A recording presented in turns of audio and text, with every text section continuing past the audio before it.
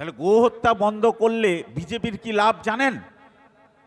আগামী দিনে আপনারা দেখবেন যদি কোনো রকম বিজেপি এসে যায়, তাহলে গো মাংস ব্যবসাটা সুবিধার জন্য পশ্চিমবাংলায় কিন্তু প্রথমেই বিল নিয়ে আসবে যে গো হত্যা বন্ধ।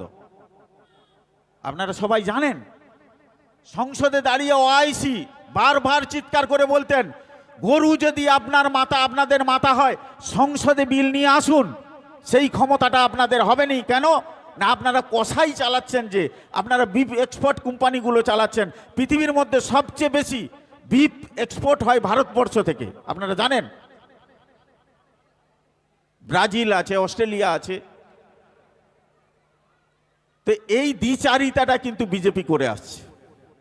একদিকে গরু মাংস রপ্তানি চলছে, আরেকদিকে গরুকে কিন্তু মা বলতেছে।